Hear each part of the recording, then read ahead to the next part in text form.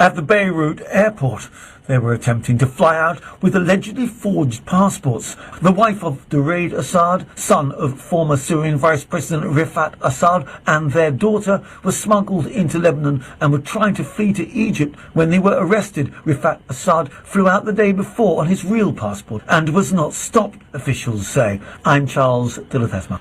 U.S. officials say the United States is expected to announce it will send another $1.25 billion in military assistance to Ukraine.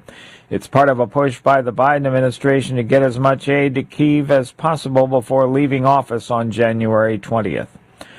On Wall Street, the Dow down by 418 points, the Nasdaq dropped 298, the S&P 500 lower by 66. More at townhall.com.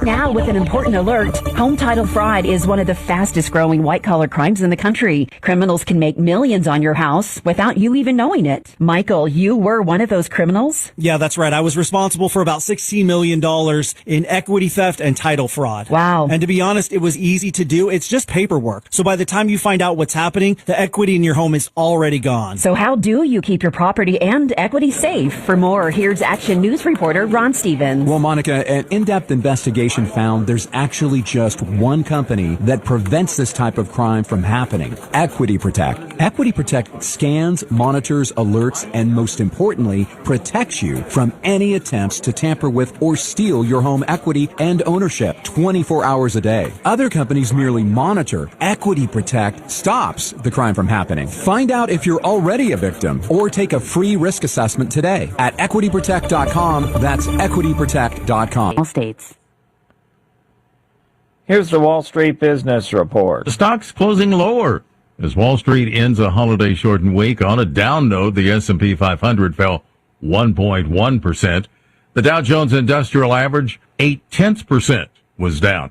The Nasdaq Composite dropped 1.5%. The Magnificent Seven stocks weighed on the market, led by declines in NVIDIA, Tesla, and Microsoft. Even with the loss, the S&P 500 had a modest gain for the week and still headed for its second consecutive annual gain of more than 20% for the first time. That's happened since 1997-98. The Dow was down 333 points, closing at 42,992. The Nasdaq losing 298 to 19,722. The S&P 500 dropped 66 points to 59.70. With the Wall Street Business Report, I'm John Scott. News and analysis at townhall.com.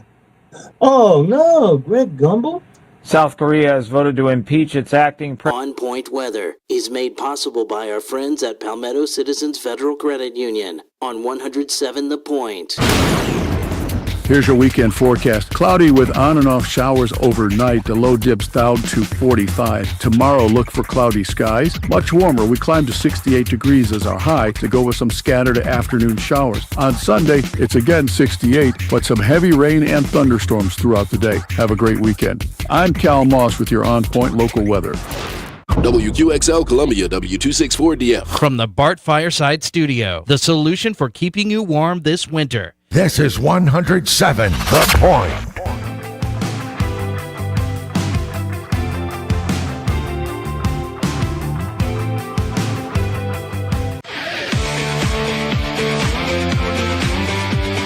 This is Sports Talk with Phil Kornblut and Chris Bergen. Sports Talk is heard across the state on radio affiliates of the Sports Talk Media Network and is streaming live on SportsTalkSC.com, as well as Twitter, Facebook, and YouTube. The South Carolina Education Lottery lucky number to call in is 888-898-2525. That's 888-898-2525. Now, here are Phil and Chris with tonight's edition of Sports Talk. All right, welcome in, everybody, on this Founders Federal Football Friday night here on Sports Talk. That's right, Founders Federal Football Friday night. We continue to roll with that until we wrap up the season with South Carolina playing their bowl game on Tuesday. So this is actually going to be our absolute last Friday night of involvement of a state team in football. All the high schools done. South Carolina, the last college team standing. Great to be with you from 79-degree Orlando, Florida. Don't you want to be me? 79 degrees it hit today. South Carolina got on the practice field, actually over in Celebration, Florida, over there by Disney, and they worked out for a couple of hours. We're going to hear from Shane Beamer coming up here in just a couple of minutes, right after our opening break tonight, which we'll get to shortly. Hear from him. No major news, nothing that you probably didn't already know, including that Mike Shula is running the offense. Dowell Lawkins has moved on totally to Appalachian State, not involved with the team, hasn't been involved with the team for a little while. So it's all Mike Shula calling the plays and running the offense, and we'll see how that works out for South Carolina. I would think that he will be very good at doing it. He certainly has the background. He certainly has the legacy. He's got the experience as a player and as a coach. See no reason why he can't be successful as long as he's got talented players. And among the other things that Shane Beamer talked about was the acquisition of Air Nolan. You'll hear that coming up from him. Injury-wise, Brady Hunt looks doubtful at this point. He was at practice. I think he had pads on, but he was in shorts as well. And he was mostly, when I saw him, we were allowed to watch first 15 minutes, and he was working with the medical crew. So he was not actually out there on the field. He's listed by Beamer as doubtful for the game on Tuesday. Vershawn Lee was sick today, so he did not practice. In fact, he came out to practice, but he came out separate from the team. So they're kind of telling him to stay away from the team. Hopefully that's not going to morph into something bigger, but he was out today. Otherwise, everybody else is good to go, according to Beamer, as far as those who are with the team. And, of course, no other opt-outs or anything like that besides the two we know, Rocket Sanders and Kyle Kennard, neither with the team today, of course. So the team practiced, and then this afternoon they went to eat some beef at a Brazilian steakhouse. Bet you they put down a few pounds. And then tonight they're headed over to the NBA game. The Knicks are in town to take on the Magic. Magic lost a tough one last night to the Heat. So they got a back-to-back, and they'll take on the Knicks tonight. So that's what's going on here. As I mentioned, beautiful day. In fact, the weather is supposed to be very good on game day as well. So comfortable temperature. I don't believe rain's going to be a factor on Tuesday, thanks to my Paid For It app, which is never wrong. My Paid For app is never wrong when it comes to forecasting the weather. In fact, I think we got a little bet. Josh and I a little bet on a date. What was that date we've got written down in the future? I think it's January 19th or 17th. And you said it's going to be like 52 or something. Well, we'll check it then. Yeah. And see who's right. All right, and coming up, we'll have our football filibuster, our final football filibuster of 2024. Governor Hodges and Attorney General Wilson. We're doing 10 picks. We're doing 10 bowl games and the 4 remaining playoff games. And so altogether, it will be 10 games that we are picking. We'll update the Sports Talk Pick'em Challenge for you. Things are really tight and tense. People are uptight and people are tense here down the stretch of our competition. 7:35, George Bryan will join us, and we will talk golf. Things are happening in the golf world. The golf season is right around the corner. Really excited about the 25 golf season. It's going to be a big year in South Carolina. It's going to be a big year on the PGA Tour and all that. So we'll have George with us at 7:35 to discuss all that. And we'll update some recruiting for you, of course, and update some news notes as well. Our phone number, 888-898-2525, South Carolina Education Lottery Lucky number, should you want to take some time out to join us on the program tonight. Let me update just a couple of quick items before we take a break and get to Shane Beamer, updating our poll question of the week, which is brought to you by Larry Lucas Insurance. In Columbia, be sure to call Larry Lucas at 803-799-1998 for all your insurance questions and concerns. And we're rounding out this week's question. Has to do with the first round of the playoffs. A lot of people think South Carolina should have been in the playoffs. The question is, which home team do you think they could have beaten? Which home team do you think they could have beaten? 50% of our voters said Notre Dame. 38.5% went with Penn State. 7.7% went with Texas, and the rest went with Ohio State. So apparently the voters feel like Notre Dame is the weakest of those four home teams, but we'll see what all four of these teams have when they get to the next round next week. That is our poll question of the week, brought to you by Larry Lucas State Farm Insurance. Up Clemson way, more from Larry Williams of Tiger Illustrated on what's happening up at Clemson, or what he thinks is going to be happening up at Clemson. And his writing today certainly, again, leads you to believe that Dabo Swinney is probably going to make a change at defensive coordinator. Larry doesn't go so far as to say that, but he points out that before Dabo Swinney fired Brandon Streeter as the offensive coordinator a couple of years ago, after the season, Swinney retired to his beach house in Boca and spent some time there. According to Larry, that's where Swinney does his best thinking, and he clears out his head and makes critical decisions. Well, that's where Swinney is now, according to Larry Williams, at his beach residence in Florida, leading Larry to sort of draw a correlation between then and now.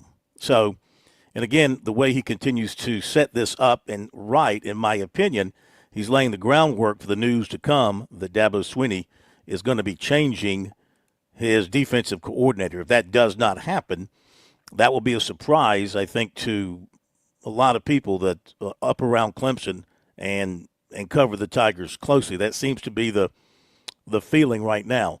So we're keeping a close watch on that to see which way this thing might go. But, again, based on Larry Williams' writing from Tiger Illustrated and how I interpret it and what I read, it certainly seems to be pointing in that direction for Dabo Swinney making a change with his defensive coordinator. And when I say Boca, it should be not Boca Raton, but Boca Grande or Boca Grande, Florida. I'm sure it's it's in that Tiger Woods neighborhood area, I would imagine, down that way. That is where Dabo Swinney is now after his team dropped out of the playoffs with that loss last week. All right, so with that said, let's go to the break, and when we come back, we'll get the latest on South Carolina, straight from Shane Beamer as he met with the media right after the practice, about a 2-hour practice at Celebration High School, home of the Storm. And nice little high school football stadium they have. And nice little high school set in a community area there on the side of Orlando over near Disney World, where there was a ton of traffic out that way on I-4 this afternoon. Okay, we'll hear from Shane Beamer after the break. In Columbia, South Carolina, game days are our specialty. Whether you're watching the game from inside the stadium or from the big screen at your favorite local spot, the energy remains the same. Craft the perfect fall Saturday in a city where there is plenty of action on and off the field. From tubing and kayaking to Soda City to rooftop restaurants and plenty barbecue. We're ready when you are. Plan your weekend at ExperienceColumbiaSC.com. Avoiding excess financial stress from the holidays doesn't take a Christmas miracle. All it takes is a Christmas loan from Founders Federal Credit Union. Our Christmas loan is designed to ease your Yuletide expenses so you can focus on what matters most, spreading joy and love. With our great rates, flexible repayment options, and outstanding service, you'll be ready for whatever the holidays might throw your way. Visit foundersfcu.com/Christmas loan to unwrap your own magic this Christmas. Relax with Founders Federal Credit Union. Terms and conditions apply. Federally insured by NCUA. Membership qualification required. Required. Call Lawyer Lisa. Experience the difference with Lawyer Lisa. Hi, I'm Lisa Hosteller Brown. Did you know it's possible to avoid probate court after you die, regardless of what you own? Why put your loved ones through a long, stressful public process when there are better options for your family? Visit lawyerlisa.com to see how we can help. Call Lawyer Lisa. Experience the difference with Lawyer Lisa. 7511 St. Andrews Road, Irmo, South Carolina. Touchstone Energy cooperative members save more on electricity, and members save more on insurance, groceries, healthcare, restaurants, travel, concerts, and sporting events through Co-op Connections. Touchstone Energy is an alliance of the member-owned electric cooperatives, and as a member, the power is yours. Experience the power of co-op membership with Touchstone Energy and find out how much you can save on electricity and a whole lot more at touchstoneenergy.com. It's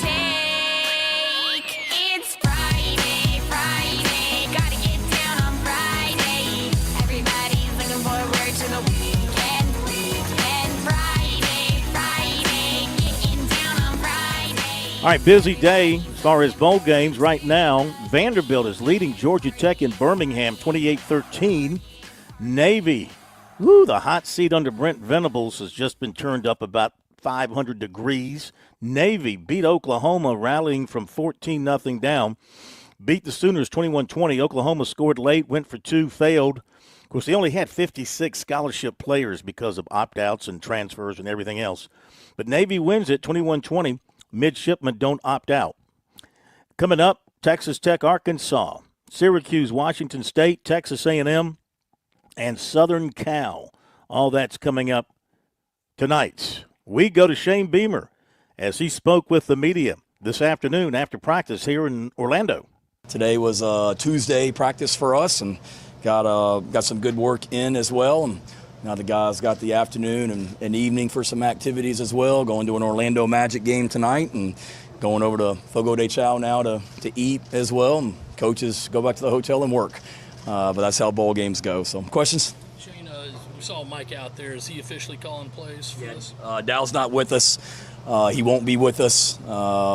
Mike is the offensive coordinator and will be calling everything in the game as well. I just felt like the longer it went, David, the more Dow was away from Columbia, the less beneficial it was for both sides to be able to call it. But ever since we found out we were playing Illinois, Coach Shula and the rest of the offensive staff, they've been putting the game plan together. Dow hasn't been in Columbia.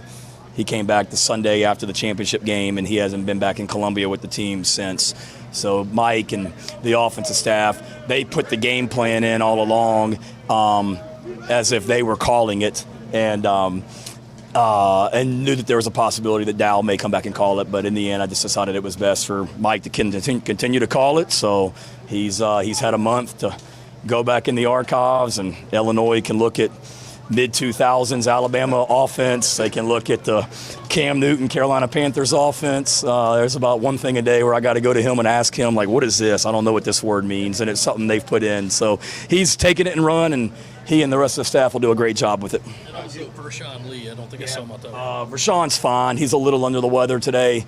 Just felt like it was best to just keep him the heck away from everybody else. So he's been in his own room at the hotel. He has rode over here separately, and I asked him if he had ever heard of the Michael Jordan flu game versus the Jazz, and he's a basketball guy. He said he had, but he'll be fine. He just woke up today and was not good, so we just felt it was best just to keep him away from everybody, but he'll be fine for game day. How would you say your guys picked it up today after coming off the brief break? I think good. You know, we went through, Phil, back in Columbia. We did our normal game week routine where we went through a Sunday, a Monday, a Tuesday, a Wednesday, a Thursday practice back in Columbia, and then similar schedule or model that we've done on other bowl games where we get down to the bowl site and we basically repeat the week, but it's a little bit shorter meetings and time on the field. But I feel like it was good. You know, expect a little bit of sloppiness just being off since the 22nd. But we came over here yesterday and ran around a little bit, just let them break a sweat and kind of get back into the swing of things. And they were good today. Would like it to be better tomorrow, no question about it. But thought it for a first day in Orlando, it was good. The NCAA ruling on JUCO players seems like it would give Van Martin Scott another year. Can you confirm that, or have you talked to him at all about maybe coming back next year? No, we would love for that to happen. I don't want to speak for him. I know he's talking with you later, I believe, but I think he would tell you the same thing. As soon as it happened, I was in communication with him. Coach White was, all of us were. He would love to be able to do that. We would love to be able to do that, and we'll see what happens, and hopefully the NCAA will do the right thing. Coach, you guys have a stacked non-football schedule, a lot of fun activities for this team. How important and how gratifying is it sort of as a reward for this team to continue to bond into down here in Orlando, a great city? Yeah, no, it's the great thing is about bowl games is you come in and you get a week together, and we've talked about it as a team that we've had some awesome moments as a team in 2024 on and off the field, and this week we'll be able to create many more moments, whether it's today at Fogo de Chao and the Magic game tonight, or tomorrow at Universal Studios, or whatever else they got going on this week. That's what's great about bowl games and why I love bowl games so much. And we talked about it this morning in our team meeting, that this is the last 4 days that this team will ever be together, and make sure that we don't waste this opportunity that we have down here in Orlando, on and off the field, know when it's time to have fun, which there's certainly time for that, and know when it's time to work, and there's obviously a lot of time for that too. Can you take us through the process of getting Air Noland and what he'll bring to the quarterback room? Yeah,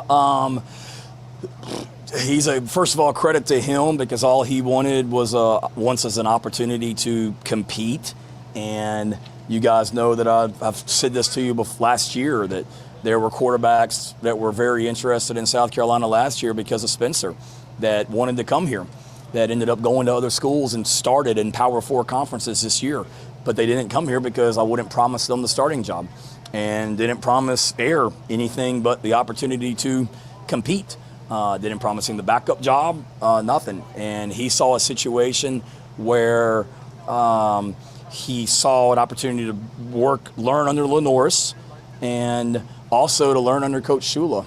Mike Shula, I think, not to speak for Air, was a big attraction to him. Coach Shula's background, and was really, I did not know Air. I knew of him, obviously, coming out of high school, but did not know him personally, but was really impressed with he and his family when they were down here last weekend. He spent 2 days with us and walked around with a notebook and literally took notes on every single thing that we were talking to him about. So he's very mature, very professional, and like every position, you want to increase the competition in every position. And quarterback is no different. The fact of the matter is, we have, before Air came, we had 3 scholarship quarterbacks in our entire room, and that's scary.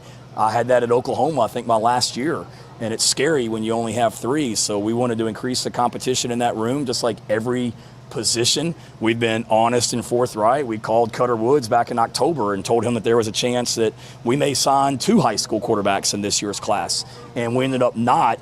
It didn't quite work out, and some guys that wanted to come at the end, we just didn't feel like were a great fit for us. So we, I tell our players all the time, Jordan, like, if you love to compete, you're going to love being a part of this program. And if you don't love to compete, you're not going to make it very long in our program. And did he reach out to you guys first, or like how did it start? Yeah, I think so. I think he reached out to Darren in recruiting and kind of got the ball rolling from that standpoint as well. And he came to me, Darren did, and said, "Do you remember Aaron Nolan?" I said, "Absolutely." And he told me that he was interested in visiting, and he came down here and had a great visit. What's the competition like at running back with Rocket? Yeah, and Kyle at defensive end part too. Yeah, at defensive end, we've rotated 6 in just about every game this year. Dylan, Kyle, Brian, Dez, JT, Gil, and it's no different. Right now going into the game, certainly Dylan will start, and then you got a combination of other guys on that other side, and we're excited about that. You got Brian Thomas, who's from Orlando. You got Gil, thank you. You got Gil, who's from Florida. So great competition in that room, in that position, and then obviously at the running back position, Oscar's played a lot of snaps for us. Jawarn Howell, we're excited about. Juju's a veteran guy. Matthew Fuller's a guy that you may see in this game some carrying the ball, and that's a position that we're really excited about our young talent at the running back position with Jawarn and Matthews. So I'm excited to see those guys run the ball on Saturday, whatever day the game is, 31st. Saturday in my mind. Today's Tuesday. You guys were able to bolster the offensive line, bring in a few guys from the portal, key guys returning. Just how do you feel about that group going into next year? Obviously, you haven't seen them play yet, but how do you feel? I feel good. We've got some young players that are in our program. It's time for them to step up. It's time for us as coaches to develop them. And God bless. And it's time for those players to TJ. Time for those guys to develop. we need to increase the competition. That's a room that I think we're still looking for interior offensive linemen in the portal for sure. Because the fact of the matter is we lose our center and both guards. And we got young guys. It's time for them to step up, like I said, but we also need to continue to bolster the competition in that room. We've done that already, but I wouldn't say that we're done there yet either. Coach, with just 2 opt-outs so far for your team, what does it say in this culture where so many kids are just opting out of bowl games, but what this team wants to do and how important it is to finish strong? Yeah, it says that they're very invested. It says that they're very motivated to go try and get a 10th win. This is a group that's been very committed to one another going all the way back to last year, and trying to get a 10th win is something they're very hungry to do, along with spending a week together down here in Orlando. So it says that our culture is strong. It says that our players enjoy being a part of this program, and it says that our guys are really, really excited about being down here and competing on the 31st. Shane, I cover Illinois. I wanted to ask you about Justin Stepp and how Bielema has talked for several months now about just his positive energy and what he's brought to the building. I imagine you experienced that for a good number of years. Yeah. Justin was one of my first hires when I got hired here, and think a lot of him and his wife and both kids are awesome. I miss seeing them. More than I do Justin.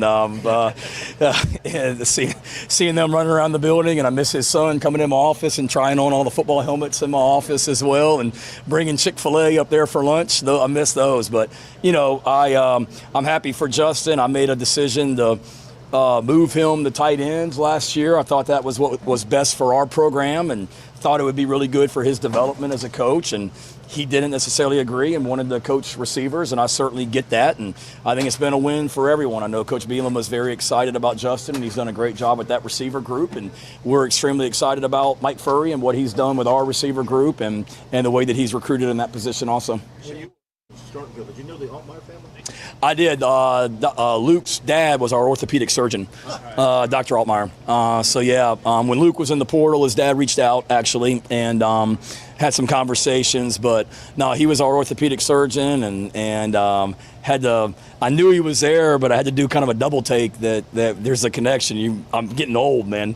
Dr. Altmaier was heavily involved with our program, and think a lot of him, I think they got 2 Starkville guys on their team as well. The other quarterback is a Starkville native also. So, there's a lot of Starkville ties, believe it or not.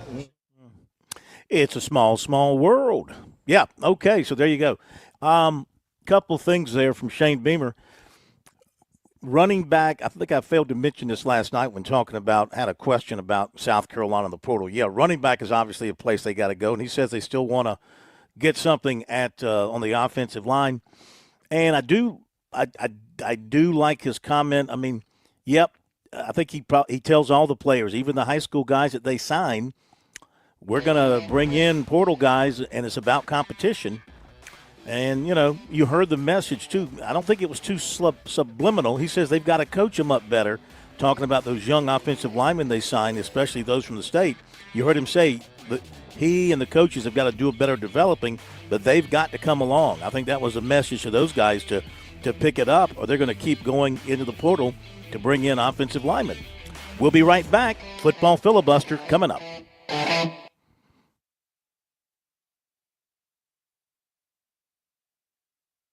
On Point Weather is made possible by our friends at Palmetto Citizens Federal Credit Union on 107 The Point.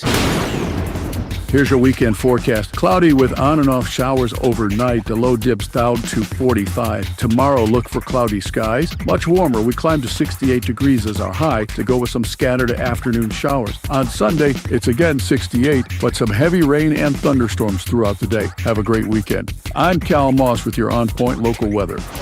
Are you looking for free checking and free savings? Dave Ramsey here, telling you to go see my friends at Palmetto Citizens Federal Credit Union. They're not a mega bank that's so big they lose the ability to treat you like a human being. At Palmetto Citizens, you're not just a number, you're a member. Join today at any of their 14 locations or at palmettocitizens.org. Federally insured by the NCUA. Keith Peters reporting President-elect Trump has asked the Supreme Court to pause the potential TikTok ban from going into effect until his administration can pursue a political resolution to the issue. Trump's request Friday came as TikTok and the Biden administration filed opposing briefs to the court. Oral arguments are scheduled for January 10th on whether the law, which requires TikTok to divest from its China-based parent company or face a ban, unlawfully restricts speech in violation of the First Amendment. What a wonderful year 2024 has been for investors. U.S. stocks ripped higher and carried the S&P 500 to records as the economy kept growing and the Federal Reserve began cutting interest rates. On Wall Street, the Dow down by 418 points, the Nasdaq dropped 298. More at srnnews.com. Hi, everyone. If you or someone you know were diagnosed with... People hear me talking about Broker Solar and how much I like Ken and his team. They ask, hey, can I really trust this guy, Kev?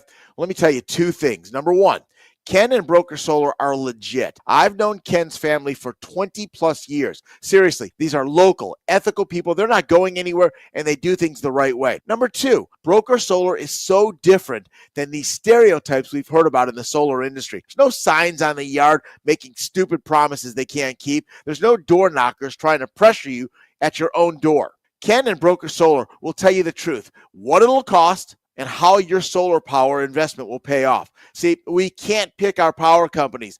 Broker Solar gives you a chance to take some control over your power bill, and I like that, and so should you. Online, it's brokersolar.com, and seriously, reach out to Ken and these folks. It could really make a difference in your quality of life. Brokersolar.com, empowering you so you're not powerless. Hey y'all, this is Ted from Flight Deck Restaurant. We'd like to invite you and your family to dine with us. We have a great menu that's sure to please your whole family. We have fresh cooked burgers, big juicy wings, blue plate menu featuring country cooking, oven baked hoagies, fresh crisp salads, authentic Greek food like gyros, souvlaki, and baklava. We also carry 20 different premium cheesecakes and pies. Flight Deck Restaurant also has an arcade with 30 different games like Star Wars, Batman, Skee Ball, Bass Wheel, Pac-Man, Galaga, and so much more. Flight Deck, your favorite family restaurant. Thanks y'all and God bless. Pardon me, ma'am. Are you interested in lowering your energy usage and saving money? Make it quick. Did you know that Dominion Energy offers heating and cooling rebates up to $750? That's a lot of money. Yes, it is. And it comes in handy if your system fails and you need a replacement. Any restrictions? For starters, your new equipment must be Energy Star qualified. That's a good thing. Go to DominionEnergySC.com and click Save Energy. DominionEnergySC.com it is. Thanks for the tip. Certain restrictions apply. The holiday shopping season is here. Get ahead of the crowd by shopping early and shopping smart with Founders Federal Credit Union. Now through December 31st, take advantage of 7.99% APR on select purchases made with your Founders credit card. Go get the hottest toys for the kids or maybe even book a holiday getaway with your family. It's all possible with Founders Federal Credit Union. Spread more holiday cheer this year without breaking your budget. Visit foundersfcu.com/cc for more information. To obtain additional cost information, please contact us at 1-800-845-1614. Terms and conditions apply. On July 1st, 2025, the promotional APR will revert to the effective APR as previously disclosed. Visit foundersfcu.com/cc for a list of qualifying purchases. And happy holidays from Founders Federal Credit Union. The Point.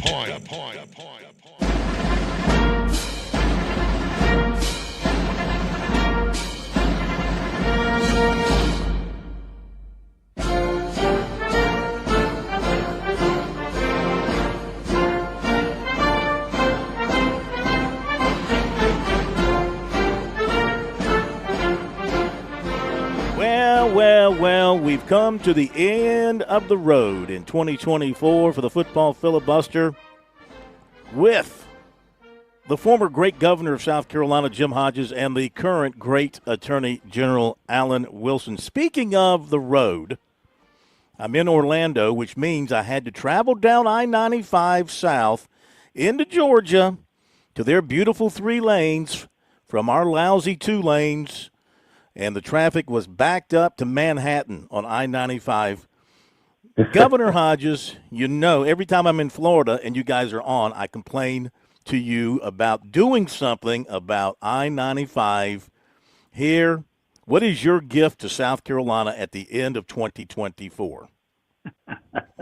Well, I can't give a gift anymore, but I do know that there has been funding to expand the lanes on the Savannah side, on the South Carolina side of the Savannah River. So I think I-95, and the general can correct me with that, but I believe that they're starting at the two exit points in North Carolina and Georgia and working their way back to widen I-95. So it is funded, and they are working on it.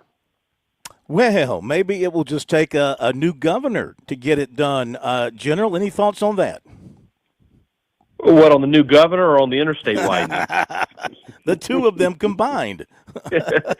Look, we got a great congressional delegation, and I think everyone working together. I mean, this is something, like, I've traveled to and from Florida all the time, and it's like that scene in The Wizard of Oz when it goes from black and white to color. Yeah. I feel like every time I'm driving into South Carolina from Georgia, I feel like I'm going back to Kansas in black and white, where everything's old timey and we're not in Technicolor anymore. And so it's time that we widen that road. And plus, the potholes are atrocious. It's time. Yes, it is. I will say this: for all the great highways they have around here, like, of course, volume can overrun anything. Like I-4 going out of Orlando towards Tampa around the Disney World area, and that's 3 lanes, maybe 4 lanes, and it was a parking lot this afternoon. So there's only so much you can do with so much volume. So I'm glad you guys have addressed that for us, and I feel better about it now. I hope. Don't feel better on the ride back, though. No, I'm coming back 3:01. I'll promise you that, or the middle of the night, one way or the other. So, all right, great to have you guys with us. I hope you had a great Christmas. Governor, how was your Christmas? It was really good. Had my family in town, and that's always terrific. How about you, General? Oh, it was fantastic. We had a big family event a few nights before Christmas, and then we had a smaller family event on Christmas Eve. Got to see all my nieces and nephews, got to hang out with my folks, aunts and uncles. It was really great. Being with family was really special this time of year, and we had a great Christmas. Hope you did, Phil. Indeed, indeed. In fact, in your case, considering your dad went through a little bit of a health scare, it had to be a little extra special for everybody. Oh, look, I told Dad back in August, there's not many people get a chance to witness their funeral, but, when people thought that it was serious and he was literally about to leave this earth, the number of well wishes and love we received was, overwhelming. But it ended up not being that serious. He's in great health right now, and we are truly grateful for his recovery. Fantastic, fantastic. Okay, were you, in terms of this competition, you took a little bit of a back step last time out in the championship picks. You went 1-4, and the governor, the cream rises to the top, as he likes to say, 3-2 last time. So, Governor, you lead by 2 games, and we're picking 10. This is our last show for this year, unless there's a tie, and we'll do a special off-the-air pick. You're 42-38, and General, you're 40-40. General, what's the move here for you? Well, I did this to lull the governor into a false sense of security that he was going to run away with this thing. That's what I ran the score up 5 over him because I think it was up 5 games about a month ago, and then I wanted him to become complacent, and my plan is working. He is complacent. He feels like it's in the bag. No, in all seriousness, the governor does this every year. He finishes strong, and I got to up my game this week for sure. Yeah, he's kind of like Jordan Love. Jordan Love of the Packers. He plays his best football in December and January, Governor. You're sort of that same way, I think. You save your best for last. I've been watching Last Dance over and over all day. That's all I can say. That's your inspiration. I got it. By the way, Vandy is laying the wood to Georgia Tech, 35-13 with 7:17 to play in Birmingham, and they had to stop the game because of weather. So Vandy on its way to a bowl win, and that would be another bowl loss for the ACC. Take a hint from that as you pick games. All right, let's get at it. We got 10 to do, so let's mow them down. General, we'll let you go first since you are trailing. We'll start with Connecticut and North Carolina, and the Tar Heels, with all the turmoil and the turnover, they're favored by 3. Yeah, despite that turnover and the turmoil, the fact that they're favored by 3 makes me feel confident they can cover at least a field goal in this game. So I'm going to go ahead and go with North Carolina. All right, Governor. I'm taking UConn to win outright. This one I think it's played up in the Northeast. North Carolina, I'm not feeling it. So I'm going to take UConn. All right, let's go to Duke and Ole Miss. And it is Ole Miss favored by 14.5. Duke, a lot of turnover, lost their quarterback, et cetera, et cetera. What do you think here, Governor? I think Mississippi's going to clean their clock. So this is your classic game for Lane Kiffin. He's looking at next year and where he'll be in the rankings to start the year. I'm going to take Ole Miss to win big. Yeah, I think if he gets a chance to he wants to send a message to the committee. Yeah, because even though, it's not going to do him any good, but I think he still wants to stick it to the committee by saying, look, we just put 50 on Duke or whatever. General, what do you think here? I agree with the governor. He's going to win by a country mile. So, yeah, Ole Miss for sure. Ole Miss, okay. LSU and Baylor, 1.5-point favorite. The Bears are in this one. General. I'm going to go with LSU on this one. Okay. Any particular reason?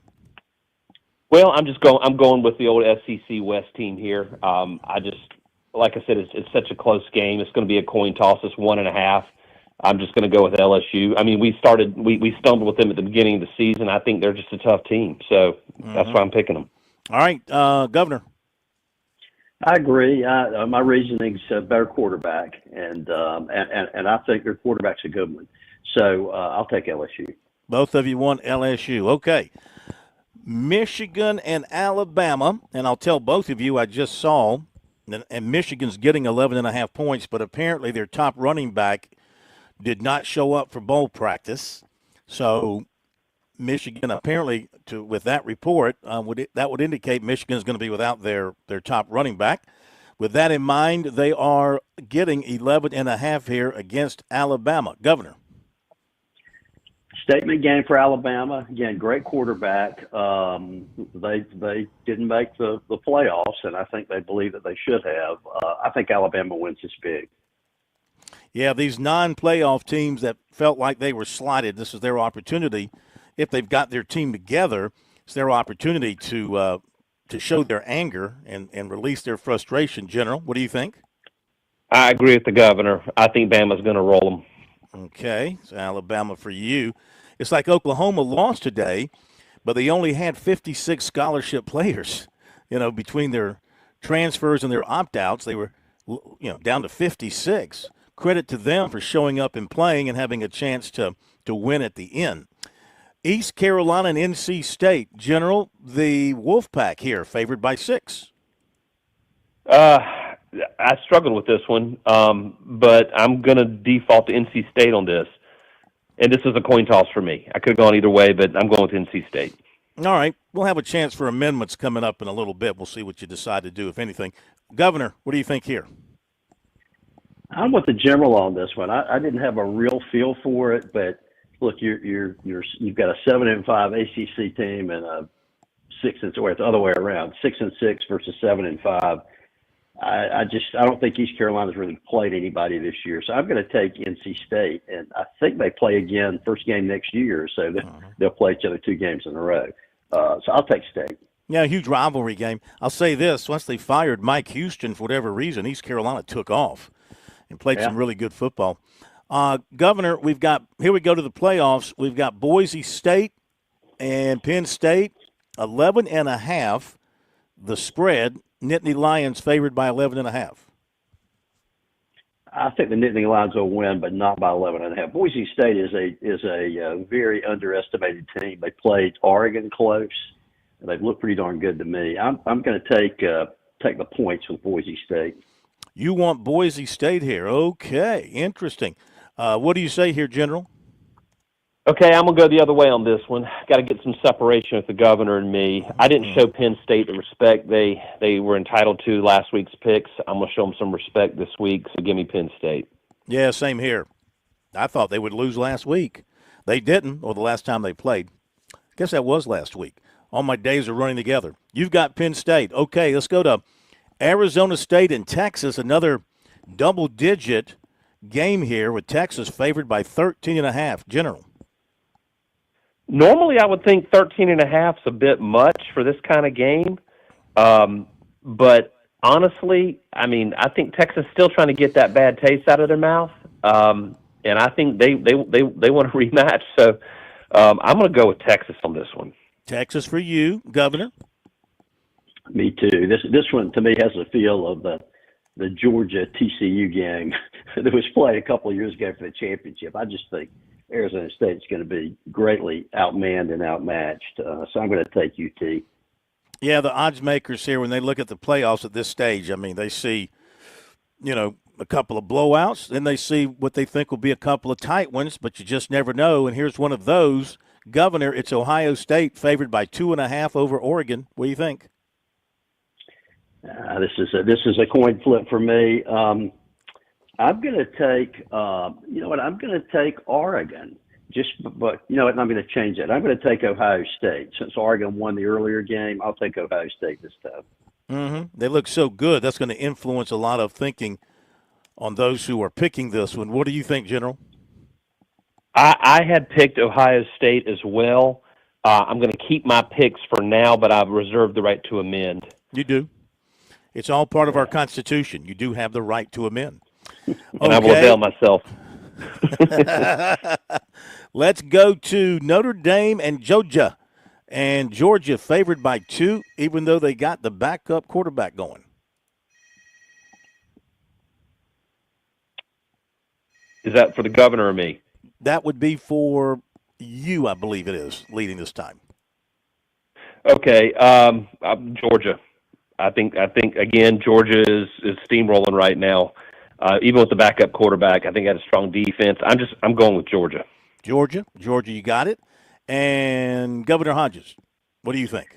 I'm with the general on this one. I don't think Notre Dame's offense is not impressive at all. So I'm going to take Georgia. Georgia, all right. You're both running with the dogs. And that leads us to our finale.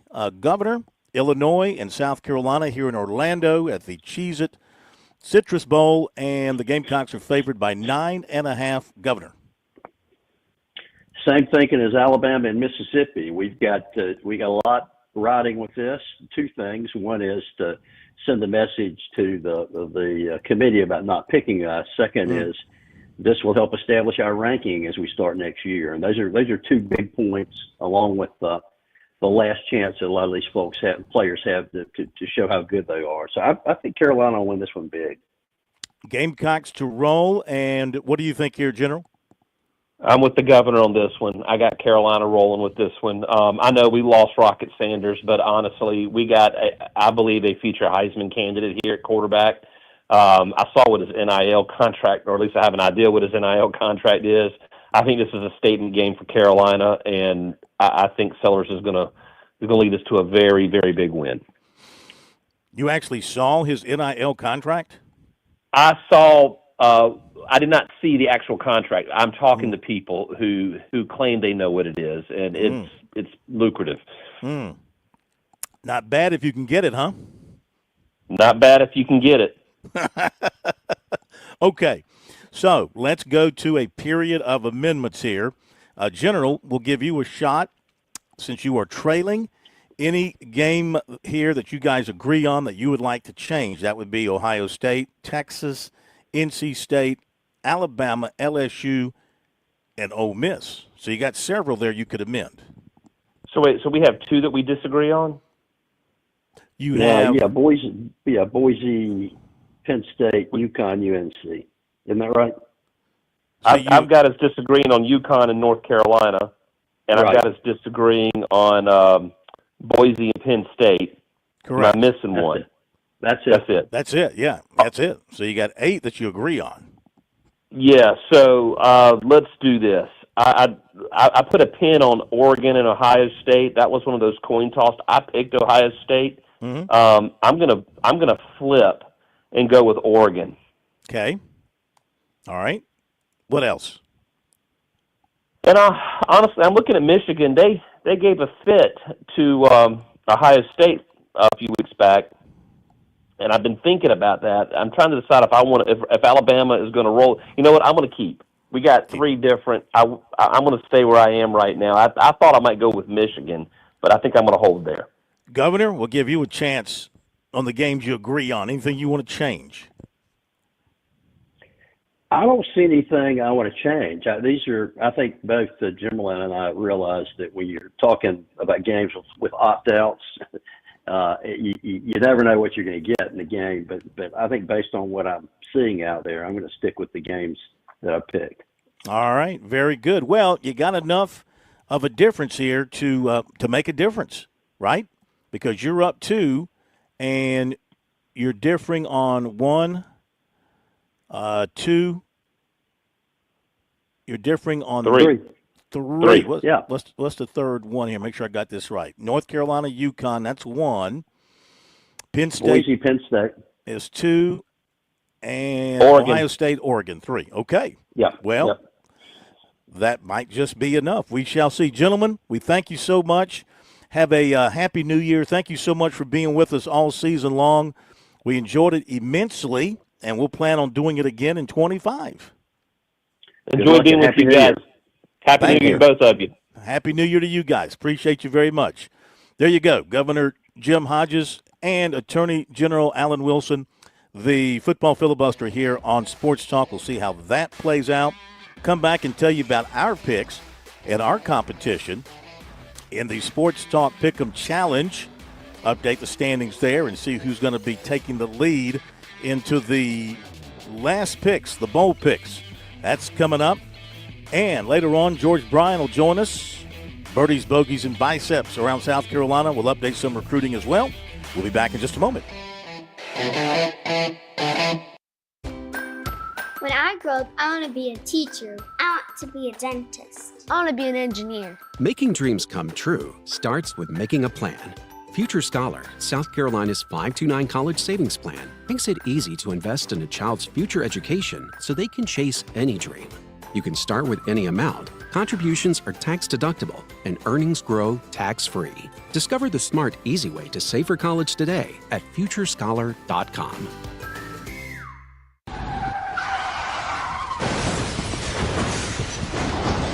I'm attorney Jim Corbett. That's the sound of a big hit on you and your car or truck. I've been an attorney for more than 30 years, helping people who get injured in car wrecks and truck wrecks. If you have serious injuries, call Jim Corbett, 803-765-2968, or email me at jim@jimcorbettattorney.com. That's CORBETT. I don't get paid unless I recover for you. Jim Corbett Attorney, for your best recovery from a big hit, 803-765-2968, or jim@jimcorbettattorney.com.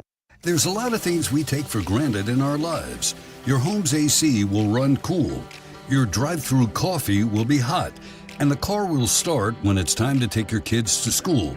It's when things don't go as planned that you start thinking about who to call and where to turn. The good thing is, you can prepare for life's most difficult days by calling the Larry Lucas Agency today. Larry is a State Farm agent that has been taking care of people across South Carolina for more than 2 decades. You probably have insurance, but switching is easy, and bundling can save you hundreds or more. Most importantly, the Larry Lucas Agency can help you choose the protection you want at the price you want. All backed by South Carolina's #1 home and auto insurance company. Visit LarryLucasAgency.com today or give Larry a call at 803-799-1998. Like a good neighbor, Larry Lucas State Farm is there. South Carolina's taste buds have spoken, and they're asking for beef. There are more than 7,800 farms raising cattle from pasture to plate in the Palmetto State. So whether it's steaks on the grill before the big game, sirloin medallions plated for date night, or burgers with a family, make sure beef is a part of your playbook this football season. Smoked, grilled, and slow roasted.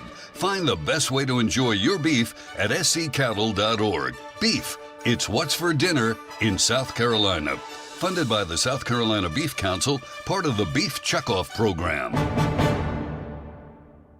Every lottery ticket purchase keeps education in our state moving forward. And fact, the lottery has raised more than $200 million for state school buses to get our students to school safely every day. Then, the lottery helps those students go even further in their education by funding the Life, Hope, and Palmetto Fellow Scholarships. So remember, when you play the lottery, you're keeping South Carolina students on the road to success. Learn more at sceducationlottery.com/betteryou. Now, Sports Talk Picks, brought to you by Experience Columbia SC, right here on the Sports Talk Media Network. Okay, let's see what we've got in our own little competition here on the Sports Talk Pick'em Challenge. So, as we head for home, only thing we know is that 3 have been eliminated because we're only picking 10 here. I just didn't want to do 15. I thought 15 was too clumsy. So we're doing 10. That means 3 are mathematically eliminated. These are like the A's and who else is really bad? The A's and who else gets eliminated early? The Tigers, Detroit. No, not this year. It's like being eliminated from the divisional race by like August. So Smitty and Alan Smothers and Chris Bergen. Ooh. 2 of the family members of Sports Talk eliminated from the championship consideration at this point. However, at the very top, we have Dr. Rick Sanford at 48-32. He continues to lead us. The rookie, Josh Cohen, hot on his heels at 45-35. Gentleman Jim Corbett is a game back at 44-36. And then it's another game back to the landlord, Kevin Cohen, at 43-37. How embarrassing for the Cohen family if the rookie were to beat the landlord in the picking contest. It'll happen. Then it is Teddy, I'm so sexy without my shirt, Hefner, 42-38. Fran, the money coach, Halloran, and Dandy Don Williams, godfather of Sports Talk, they're next at 41-39. I am 40-40. I got it. You're telling me I got a chance. Also, Pat is 40-40. And then the last one with a chance, of course, Dr. Rick would have to totally blow it. The Big Kahuna in Charleston, Bobby Harton at 39-41. Last time out, a lot of 2 and 3s, 3 and 2. There was an 0 and 5. That was by Smitty. A 5-0, though, by Kev Cohen. An 0 and 5 by the Big Kahuna last time out. Looking at, we'll just look at the top picks, the playoffs, and the Gamecock game. So I'm going with Illinois, Georgia, Oregon, Texas, and Penn State. Bergie's got the Gamecocks, Georgia, Oregon, Texas, and Penn State. Dr. Rick likes the Gamecocks, Georgia, Oregon, Texas, and Penn State. Going back to my pick, I mean, I think the Gamecocks are going to win, but I like Illinois getting the 9.5 points. I think it's going to be a tight game. I think it's going to be probably a pretty low-scoring kind of game. That's why I think 9.5 is too much. All right, we'll pick up on this after the break.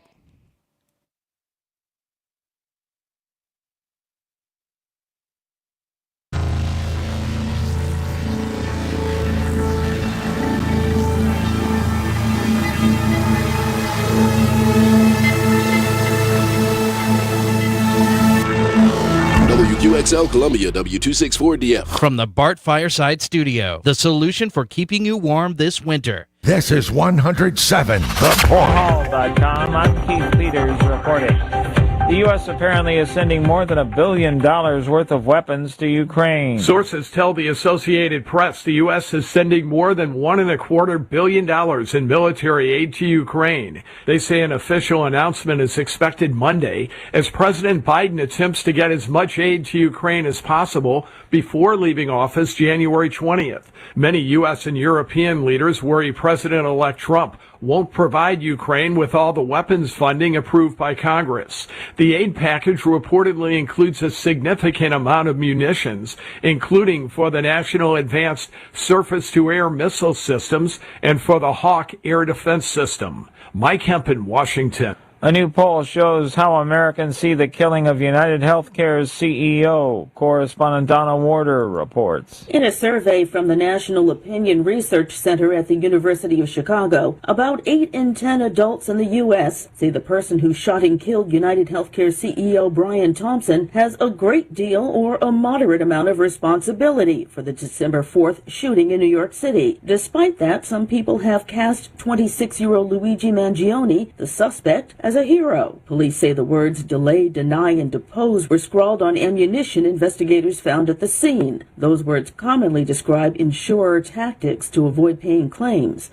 Donna Warder, Washington. The illegal immigrant accused of burning a woman to death inside a New York City subway train has been indicted on state charges. A prosecutor announced 33-year-old Sebastian Zapita's indictment at a court hearing Friday. On Wall Street, the Dow down by 418 points, the Nasdaq dropped 298, the S&P lower by 66. More at townhall.com. Hi, everyone. If you or someone you know were diagnosed with lung cancer or mesothelioma, listen up. This could be the result of asbestos exposure, and you could be entitled to significant compensation. Call us at 800-818-0200 to find out if you qualify for a cash settlement. I'm here with spokesman John Wolf. So, John, tell our listeners who should call right now. Well, Maria, first off, thank you for having me here to help the listeners. Now, as far as who should call in, anyone who's been diagnosed with lung cancer or mesothelioma should give us a call right now and find out if you qualify for a cash settlement. Call 800-818-0200. Thanks, John. You heard it, folks. If you or a loved one were diagnosed with lung cancer or mesothelioma, call right now to find out if you qualify for cash compensation. 800-818-0200. Advertisement sponsored by Legal Help Center. May not be available in all states. The oldest living survivor of the 1941 Japanese attack on Pearl Harbor has died. Warren Red Upton died on Christmas Day. He was 105 years old. He was serving aboard the USS Utah during the 1941 Japanese surprise attack on Pearl Harbor. He was a radio man. After the ship was hit and began to capsize, Upton and others abandoned ship and swam to Ford Island. Along the way, he helped another shipmate who couldn't swim. Ultimately, 58 USS Utah crew members died that day, many of them unable to escape the ship as it rolled over. Upton continued to serve as a radio man throughout the war. Once it was over, he returned home, got married, and had a family. His wife, Jean, a former Navy nurse, passed away in 2018. Bill Alexander, Washington. President-elect Donald Trump has asked the Supreme Court to pause the potential TikTok ban from going into effect. News and analysis at townhall.com. I'm Keith Peters. What a wonderful year 2024 has been. On Point Weather is made possible by our friends at Palmetto Citizens Federal Credit Union on 107 The Point. Here's your weekend forecast. Cloudy with on and off showers overnight. The low dips down to 45. Tomorrow, look for cloudy skies. Much warmer. We climb to 68 degrees as our high to go with some scattered afternoon showers. On Sunday, it's again 68, but some heavy rain and thunderstorms throughout the day. Have a great weekend. I'm Cal Moss with your On Point local weather. WQXL Columbia, W264DF. From the Bart Fireside Studio, the solution for keeping you warm this winter. This is 107 The Point.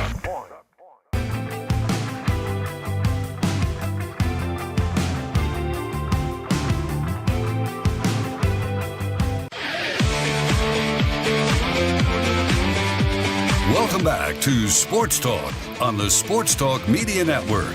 You can reach the guys with the South Carolina Education Lottery lucky number, 888-898-2525. That's 888-898-2525. Now back to Phil and Chris with the second hour of Sports Talk on the Sports Talk Media Network.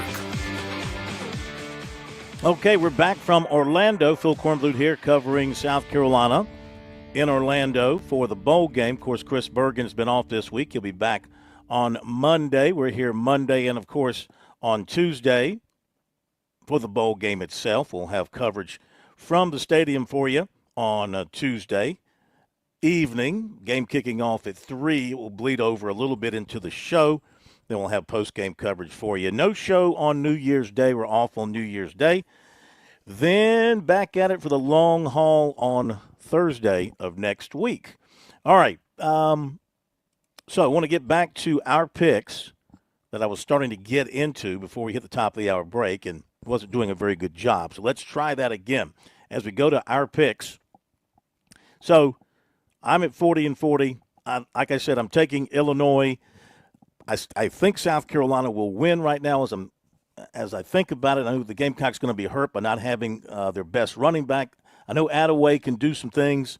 I'm not sure about anybody after that.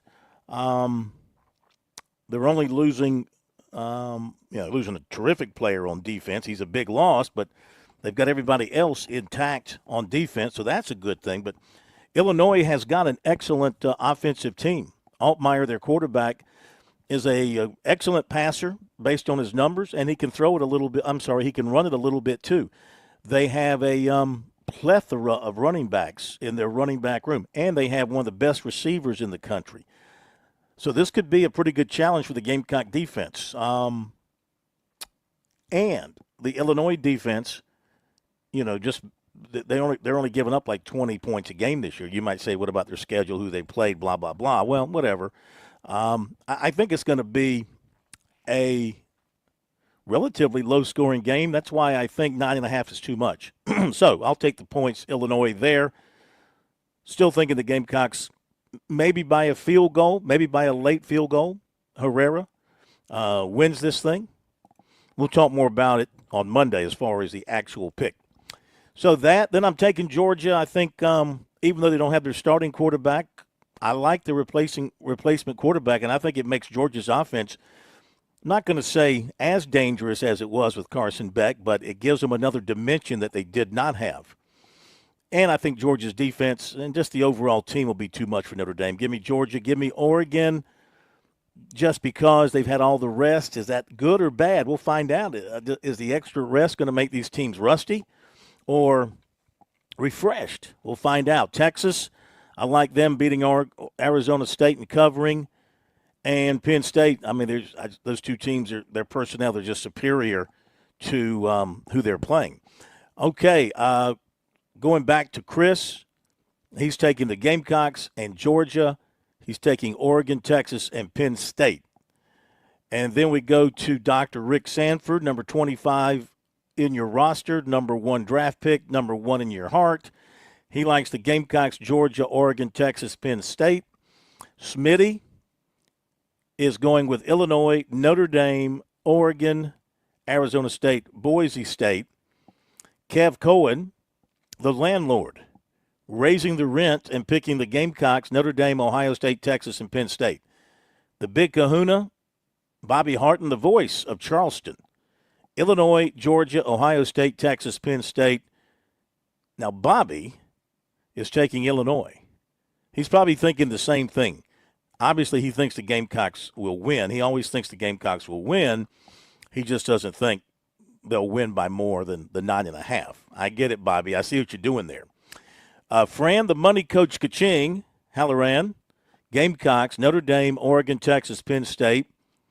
Teddy, I am so sexy without my shirt, Hefner. He's still available, by the way, ladies, if you're looking for a mature man. South Carolina, Georgia, Oregon, Texas, and he likes Boise State here. He's taking Boise State and the points. Maybe he doesn't think they're going to win, but he likes the points. Alan Smothers, the baddest boy of Sports Talk Radio. USC, Georgia, Ohio State, Arizona State, and Penn State. And, of course, as a bonus, he's taking his Wolfpack to beat East Carolina. Of course he would. Jim Corbett, attorney for the Stars. He likes the Gamecocks and Georgia, Ohio State, Texas, and Boise State. We do not have Don's picks. We do not have Pat's picks at this point. And, Josh, you're in the hunt, my man. You're 45-35, a rookie, except for our first year. A rookie has never won the competition, and you're only 3 games back. Now, you have to manufacture your picks sort of in and around Dr. Rick's picks. Don't know if you were paying attention. I wasn't, but that doesn't really matter, to be honest with you. What you got? I got South Carolina, I got Notre Dame, Oregon, Texas, Penn State, NC State, Alabama, LSU, Ole Miss, and North Carolina. Okay. Is that similar to his? Let's see. I'd have to go back and look here and see if you've got more than 3 to catch them. Well, I see a couple. Yeah, I think you do. I think you got enough there to, if you're right and he's wrong, I think you got a chance to make a move. But you got to be almost perfect. Yes. Well, I am perfect. Kind of like a wide receiver trying to get away from Dr. Rick. You got to run that perfect route. Otherwise, he's going to be right in your shadow. Okay, that's what he was as a defender. Oh, you say you are perfect, though, huh? Yeah, I'm perfect, and I'm confident that I'm going to win, so no issues with that. The fact you're a Gator fan ends your perfection right there from the start. Well, you got no chance to be perfect if you're a Gator fan. Let's see. What spot are you in? I forgot. I'm still in the hunt. Okay. All right. I am still in the hunt. All right, that'll do it. Those are our picks, and we're sticking to them. And we appreciate everybody participating in our Pick'em contest this year. We have a wonderful trophy. Do you want to show them the trophy? Have you got the trophy nearby? Look at that trophy. I put that right up there with the Lombardi trophy, the O'Brien trophy, the Stanley Cup, the World Series trophy. Oh, yeah, that trophy's right there with the best of them. We spare no expense here at Sports Talk in bringing our people the very best. Okay, a couple of notes here from folks on our stream. Let's see, we got Eddie saying good Friday. Eddie, welcome. Good Friday to you. Joey says Dabo is singing I'll Be Home for Christmas. That he was. And Grow Your Garden with Sal says go Josh. Personal friend of yours, huh?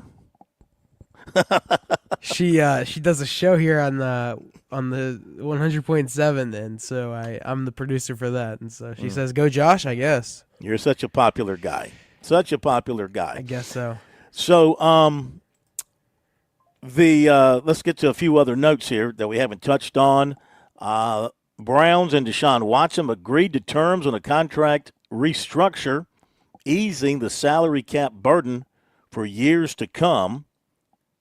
For the Browns and Watson, of course, they gave him that outrageous contract when they acquired him from Houston. And this deal signals that Watson is expected to be with the Browns next season. This is about the cap after his deal is up. That's by Ian Rappaport on that. So Deshaun Watson, I would like to see Deshaun Watson have one more run at a good season, a healthy season, a trouble-free season, whatever. I'd like to see him show what he can do, if it's still in him, for that matter. Here's a note regarding Illinois and South Carolina, and that is that Zy Chrysler, could be Chrysler, Zy Chrysler, one of Illinois' starting offensive linemen, who's in the transfer portal, John, but he has traveled to Orlando, and he is slated to play against the Gamecocks in the Citrus Bowl. Interesting how that works there for Illinois. Scotty Scheffler, reigning PGA Tour Player of the Year, suffered a puncture wound to the palm of his right hand from a broken glass while preparing Christmas dinner. PGA Tour announced he had surgery, hopes to return in 3 to 4 weeks. So he's going to miss the first part of the year. And I put this out last night because I was a little bothered by Jim Larrañaga. Look, I respect the heck out of Jim Larrañaga from a distance. I mean, obviously a fine person and loved by his players and beloved by college basketball fans and a very successful coach. But, man, for him to stand up there yesterday and complain about the system that is, currently in place, and, when, in fact, he made the Final Four at Miami because one of their boosters, Life Wallet, paid Nigel Pack $800,000 over 2 years to transfer from Kansas State. Nigel Pack was a great player, and he's, I guess you could say, the primary reason they made the Final Four that year. He had no problem with it then, got a problem with it now because players were leaving, and, of course, they're having a bad year. So I get it. But then again, you can't complain about a system that you benefited from just a couple of years ago. My goodness.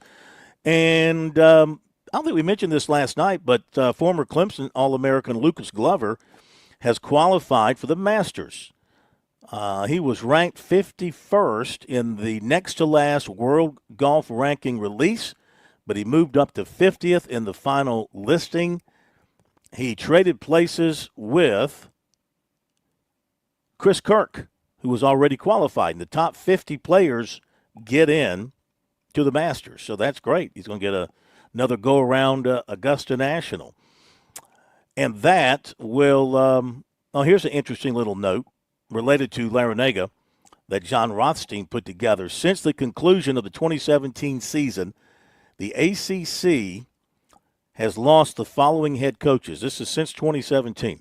Mike Krzyzewski, Roy Williams, Rick Pitino, Jim Boeheim, Tony Bennett, Mike Bray, Buzz Williams, and now Jim Larrañaga.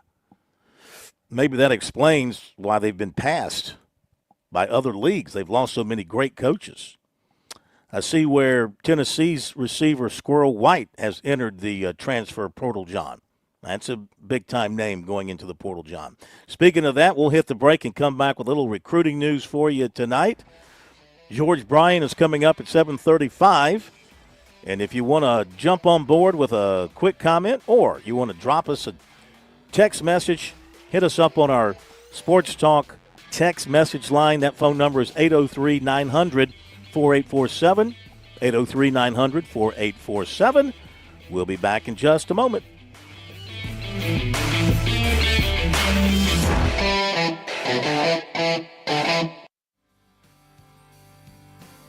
Hi, this is Billy Downer from the South Carolina Department of Natural Resources. Are you looking for a safe place to shoot your rifle or handgun? Did you know that the South Carolina Department of Natural Resources operates 4 manned ranges across the state in Pickens County, Spartanburg County, Richland County, and Charleston County? For more information on our public ranges, visit dnr.sc.gov/shooting.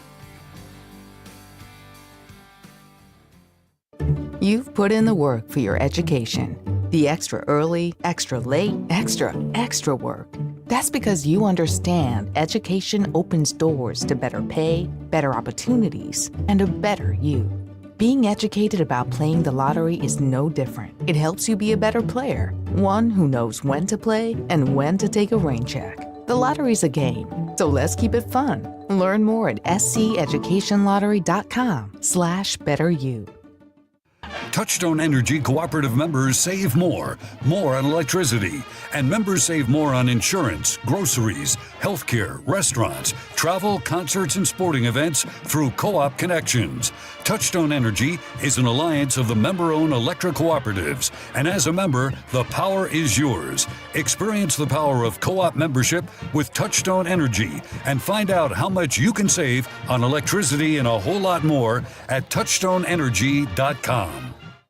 George Bryant here with Tsunami Bar Sports, and wow, Tsunami Robbie, there is now an amazing technology that you can use when you train receiving large game without having to endure pain. Please explain. George, that is the magic combination. I have 3 simple words to define that entire concept. Stimulation, not annihilation. Regardless of your training goals, there is a level of stimulation that is optimal for your desired gains. Tsunami Bar's flexible bar technology meets these demands because the user determines the level of stimulation with the amount of speed and force they impart into the bar or training device. Hey, this is Phil Kornblut. The Tsunami Bar is a terrific training device, whether you're working on your fitness or your golf game. It's convenient, it's easy to use, and you won't feel beat up afterwards. Be sure to click on the digital ad on SportsTalkSC.com and get 5% off any order using promo code BBB5. Don't wait. Order today.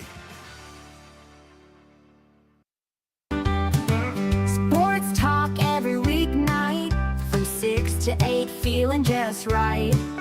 Phil, Chris, and Josh, they're in the zone.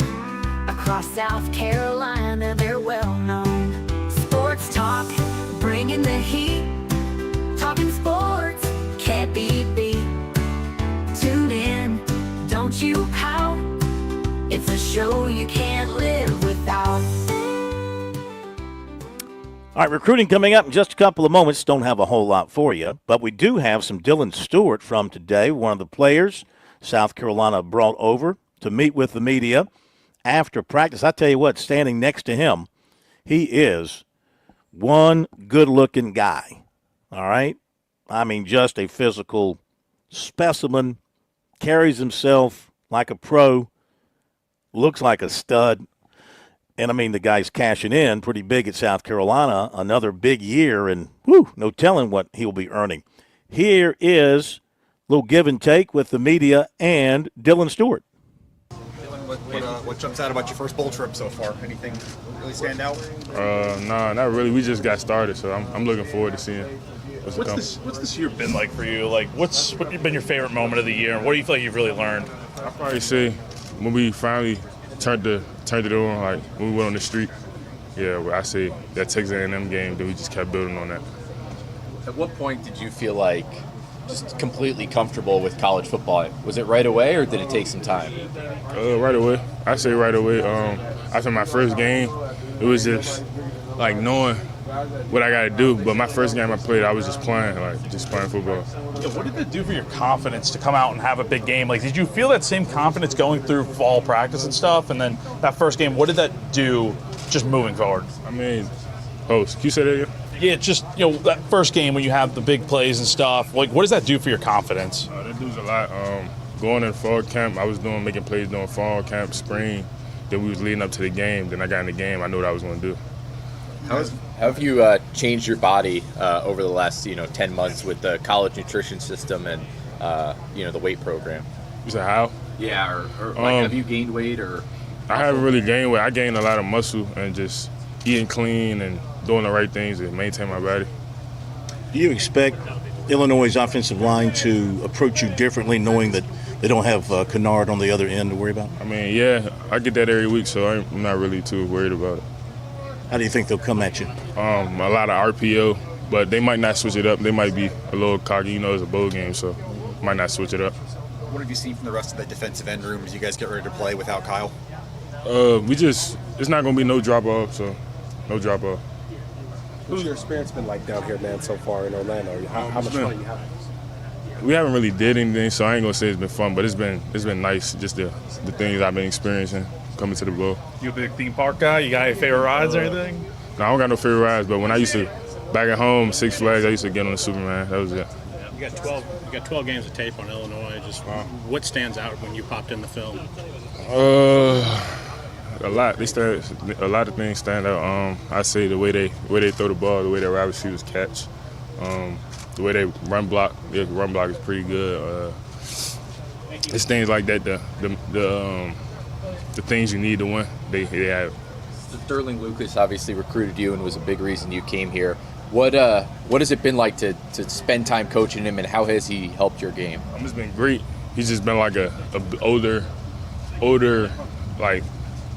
parent. I mean, not older parent, but older like sibling. Like just making sure I'm doing everything I'm supposed to do, keeping me in check, making sure I'm doing the right things off and on the field, keeping me in my playbook, just teaching me things that I need to know. How would you describe how your NIL signing process went with South Carolina? Was it about as smooth as you hoped it would be? Smooth.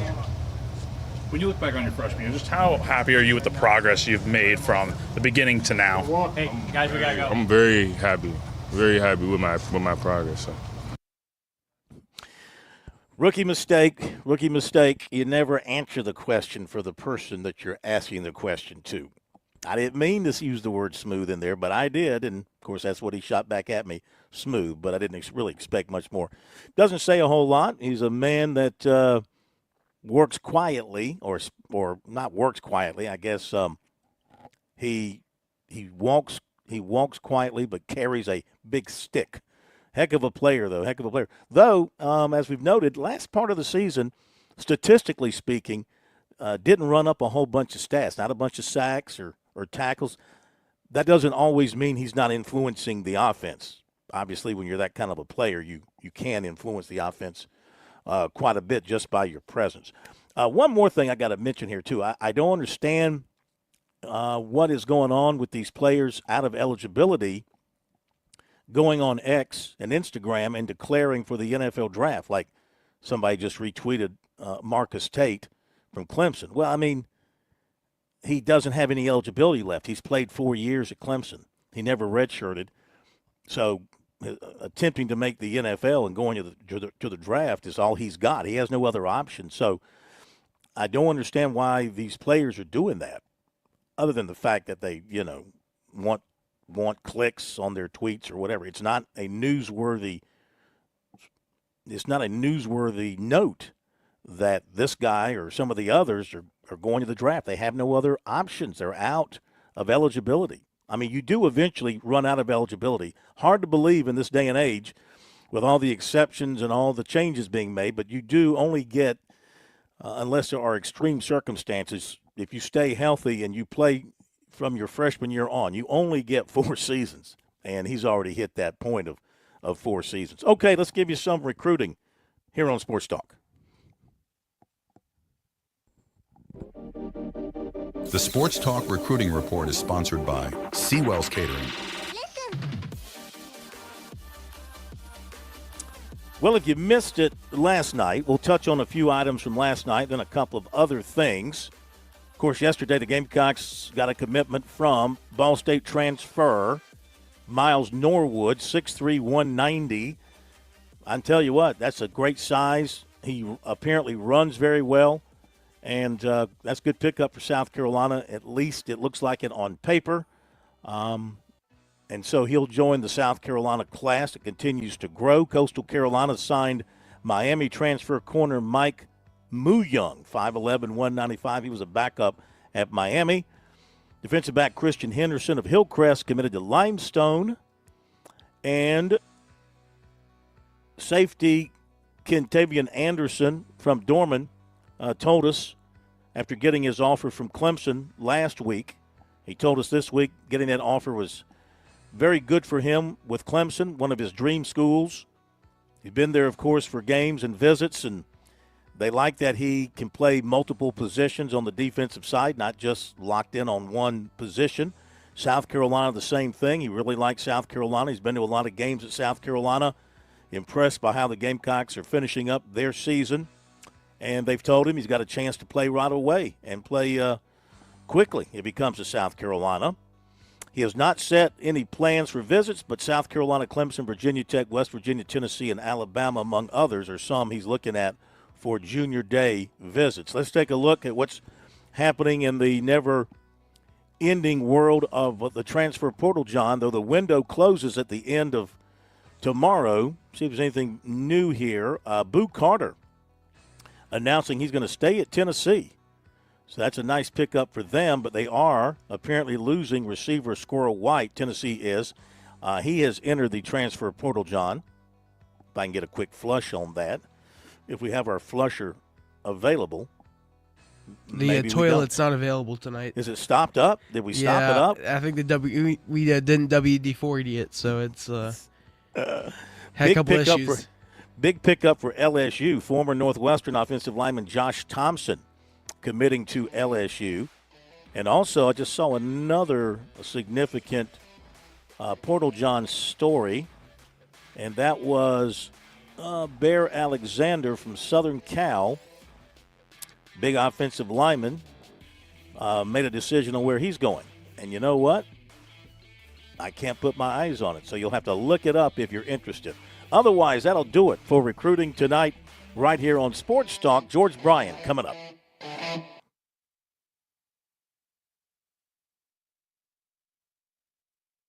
On Point Weather is made possible by our friends at Palmetto Citizens Federal Credit Union on 107 The Point.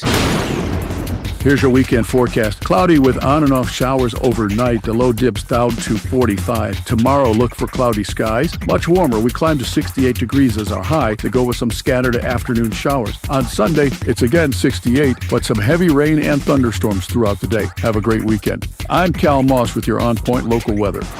If you step onto H&J Cattle Company's farm, you'll find third-generation farmers upholding the legacy. They embrace sustainability and take immense pride in their craft, raising cattle purely on nature's offerings, without growth hormones, antibiotics, or animal byproducts. The result? Unmatched quality beef that's not just good, it's the best in South Carolina. Experience the distinct flavor of our finest registered Hereford and Wagyu beef. Visit us online at hdjcattle.co or on Instagram and Facebook at H&J Cattle CO. Leaders reporting President-elect Donald Trump has asked the Supreme Court to pause the potential TikTok ban from going into effect until his administration can pursue a political resolution to the issue. Trump's request Friday came as TikTok and the Biden administration filed opposing briefs to the court. Oral arguments are scheduled for January 10th. The oldest living survivor of the 1941 Japanese attack on Pearl Harbor and the last remaining survivor of the USS Utah has died. He was 105. Warren Upton died Wednesday at a hospital in Los Gatos, California. Kathleen Farley, the California State Chair of the Sons and Daughters of Pearl Harbor Survivors, says he suffered a bout of pneumonia. On Wall Street, the Dow down by 418 points. The Nasdaq dropped 298. More details at srnnews.com. Right now, with an important alert, Home Title Fried is one of the fastest growing white collar. You don't normally call a plumber until you need a plumber. Well, if you need one today or if you need one tomorrow, I want you to remember Franklin Plumbing and Drain Cleaning. Listen, I might not know all the tricks to turning a wrench, but I do know how a plumbing company should work and how to treat people. My dad was a plumber, my grandfather was a plumber, and so were three of my uncles. Franklin Plumbing and Drain Cleaning does it right. They are the epitome of customer service. They're locally owned and operated, and Josh and his team, well, they put customer service as the top priority for Franklin Plumbing and Drain Cleaning. I've never known a business owner more intent on making it a great experience for people. And let's face it, when you have a plumbing crisis, well, that could be traumatic. They specialize in service and replacement issues for your home or for your business. They've been to my home and fixed 3 different plumbing issues I had in the house. If you need them, they're there to help. Online at franklinplumbing.sc.com or call Franklin Plumbing and Drain Cleaning 799-2222. That's 799-2222. And tell them Kev sent you from The Point. Imagine a home where every corner speaks volumes of care, precision, and impeccable style. At Southern Palmetto Painting and Renovations, we transform spaces with a splash of color and an expert touch. With fully licensed, bonded, and insured craftsmanship, we're not just doing a job, we're upholding a reputation. Whether it's painting, pressure washing, or wood repairs, we handle everything from your honey-do list to major projects. Call us today at 922-5615 and elevate your living space with Southern Palmetto Painting and Renovations. As you welcome the new year, we invite you to celebrate with Palmetto State Armory, your go-to destination for all your firearm and outdoor needs. Whether you're a seasoned shooter or just starting out, we've got you covered from handguns and rifles, ammo and optics, and more. We offer a vast selection of top-quality products at unbeatable prices, and our knowledgeable staff are always ready to assist you in finding everything you need. Visit Palmetto State Armory today, either in-store or online, and let us help you make this new year one to remember. Happy New Year from all of us at Palmetto State Armory. Customer service. We all talk about how it's gone down the tubes in recent years, but not everywhere. Not with the Hickory Hill Insurance Agency. These are the folks I want you to feel comfy reaching out to for your Medicare and health insurance needs. Tim Hanberry and Medicare Blueprint have joined Hickory Hill Insurance. The result? Even better customer service with a bigger team to help you by utilizing the very best technology in the industry. And you know what else? Just plain old caring about people and treating them like their family. When you call them, you'll get a call back fast. When you need a question answered, they'll take the time to help. This industry so confusing, it's so ever-changing. They have a team that knows the best plans for you. They'll ask all the questions, they'll get all the answers, and as always, it won't cost you a penny to get their services. The best way to learn more? Visit the website, partdandme.com. That's partdandme.com, or call the team at Hickory Hill Insurance Agency. They're local, and they're willing to talk one-on-one. Remember, customer service still matters. 708-7398, 708-7398, or online, partdandme.com.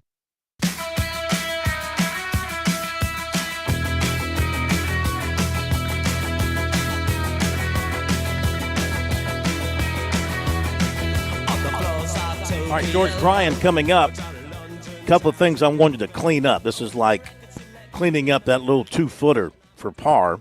Didn't want to leave this hanging. I did find what I was alluding to earlier.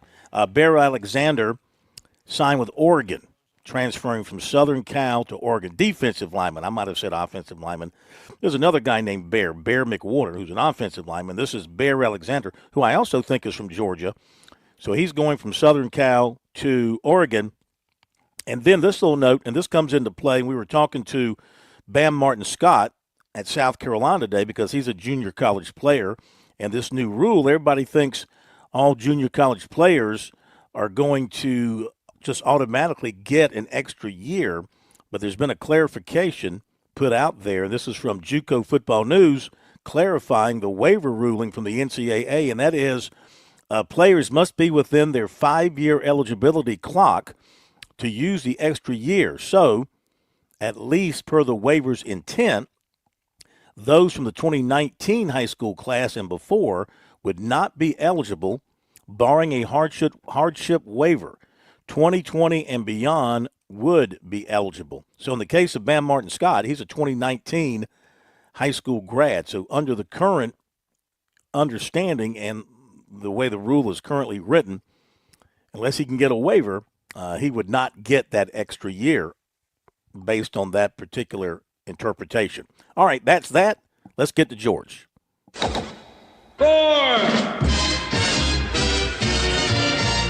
Straight down the middle. It went straight down the middle. And it started just a wee bit. That's when McKay lost sight of it. That little white pellet has never been found to this day. We welcome in George Bryan III. Here on Sports Talk, another edition of Birdies, Bogeys, and Biceps. Merry Christmas late and Happy New Year. Sorry about that. You know how it is when you're putting out for a 67. I had to go ahead and clean up that last birdie before we got to you. Well, hey, I appreciate that. I like hitting it right in the center and iron it out. Now we can move on to the next, and that is when I hear the word waivers in the language that I understand, that's not all that great. Waivers. No, it's not. No, it's not. We got a lot of things to talk about with the new season right around the corner. I do want to mention, on a personal note, George, I got a chance to play a little golf on Monday and went out to the River Club in Pawleys Island. Do you know it, the River Club? Absolutely. It's a Tom Jackson design. It's a gorgeous golf course. What do you think about Tom Jackson? He's a well-known golf designer. And one thing I noticed about this course, and I imagine, you know how golf designers, they have their traits that they use course after course. He really likes water, and he really likes big sand traps. Hey, I like Tom Jackson's design. Maybe even love them. You can, even though they do have plenty of the challenges, as you mentioned, they're all the ones that I know of, the ones I've played, they're playable. They're fun. Mm-hmm. And you can play the game. You can play the game, enjoy the game, and play fast. So that's what I think about that. The River Course is a fun place to play. It's a beautiful course. It was a great day because it was Monday. It was a little chilly. It was in the upper 40s to start. We had the course to ourselves because Monday, holiday week, not many people playing, so we had plenty of time, nobody pressing us. We weren't pressing anybody. Course was in great shape, putting surface, tee to green. And you mentioned the layout. He had a couple of – you've played it. I know you remember those two really tough dogleg rights that he put into that course. Yeah, it's been a long time since I've played it, and every golf course has a couple of holes, one or two or three that are memorable or really difficult. And I don't recall the ones you're referring to, but what the last time I played, the weather was just horrific, and it was cold, very cold, and it was wet. So what I remember is my ball going about 8 to 10 feet in the air when I hit it nice and solid and not very far. I kept it in front of me, but I still had fun. I had a lot of fun. Yeah, it's a fantastic golf course. That's a great area of golf courses down there, right between Litchfield and Pawleys and all in there. You can't get a bad course over there. Let's go to 2025 golf in South Carolina. And what sort of things are you thinking about happening in the state in terms of college golf, some in-state competition on the SCGA and things like that? What do you think we're going to see in 2025? Well, right now, things, I think this is just the way I've looked at it. We have some of the best new golf courses that are being under construction or just recently opened up. And they're all within really about 60, 70 miles of the Midlands, 80 miles. And there's going to be a whole lot of attention and a lot of focus. We're going to get a lot of folks from outside of the state visiting our wonderful golf state. And I could have never imagined a time where all these golf courses could be constructed. And, you know, the case of the one that my children are involved in, and a young man named Greg Middleton, George and Wesley, and Greg Middleton got together and redid Indian River, turned it into Salina Golf Club. So that's refurbished, but there's one going on Stony Point. And we're going to get Shane LeBaron back on. That's a rebuild, but they're brand new ones. Coyote Club's a rebuild. Mm-hmm. Yeah. But new ones like Tree Farm, Old Barnwell. There's a new one. I don't know if ground has been broken. 21 Club. There's one in Simpsonville. Don't know how far along it is. So we're going to have a lot of folks from outside of the state and all over the world migrating into South Carolina to play. And when they come in, sure, they're going to play the targeted courses, but they're going to play some others around, some of the goodies and the oldies. They'll come into the Midlands. They'll play Columbia Country Club comes to mind. What a great track. Wood Creek Farms, Musgrove Mill. And, of course, they'll come into Greenville. Chanticleer is getting ready to be rebuilt in Greenville. And although I don't know much about it, I know it's going to be spectacular. Obviously, the beach, you mentioned Myrtle Beach. I know that there's several on the drawing board. I don't know that they've made any announcements, but guaranteed at least one, if not more, projects that will be unveiled and announced in 2025. So a lot of cool things for golf. Golf's growing like crazy in South Carolina, maybe in a greater way than any other segment of the whole world right now as we speak. And a lot of folks around here, they barely even know what I'm talking about. So, I mean, right in Greenwood, a $400 million project. And I don't know that Shane gave us specific numbers on it, but I read an article. There will be close to $400 million, if not more than that, right there in that one piece of property in Greenwood. So, wow. Yeah, wow is right. Yeah.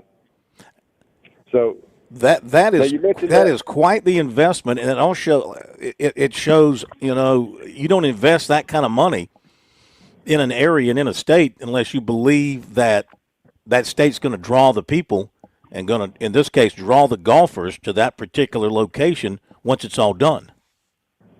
And this is something that happened to me. I got a chance to spend some time talking on the phone, spend a little time with Brad Crapful, Tim Crapful's little brother, and the Crapful family introduced me. I had been invited for a number of years. My roommate in college, Chris Noonan, it really started heavy duty with Terry Chappell. His dad, Bill, invited me aggressively. John Feaster, my uncle Charlie Brown, they all invited me for years. I never took them up on it, but the Crapful family finally lured me in. And what I'm getting to is a lot of good people in golf, a lot of folks that, not just good folks, kind-hearted, like to help others, but, incredibly, I'll put it this way, successful. And they understand a lot about such success. So here's the thing. You hang around good folks that want to achieve and get better, and some of that rubs off. Well, golf changed my life. And when I was 18 years old, freshman in college, and I found the game of golf. And one of the first things that we had Steve Liebler played the tour four consecutive years in a row after graduating. Well, let me go back a little bit. Larry Boswell was the one that said, hey, hang around. You want to learn a little bit about the game, hang around with good people and good players especially. So let me just make the point. A lot of good folks are around golf. And we're going to have a whole lot of new folks moving into a number of developments all over this state, over the state. And a lot of great golf courses that are under construction or getting ready to announce rebuild. There's several right in the Midlands, 3 or 4 in the Midlands, getting ready to invest a lot of money. That's going to make the game more popular. So, Phil, all I can say is 2025 will be a great year to grab a golf club and to be alive.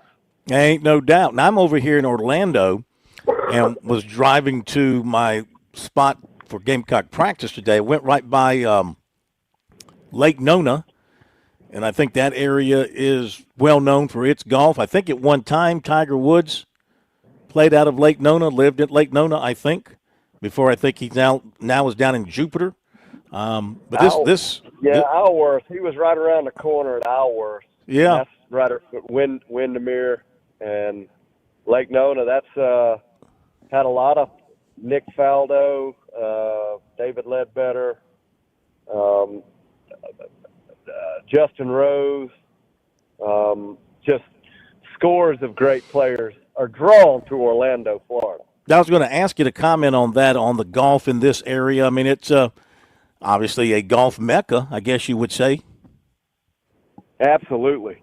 It's the premier world-class destination that really is unmatched. I don't think you can get anywhere in the world a better concentration of great golf courses, and quite the variety, too. You can there are plenty of places filled I can't get in the gate.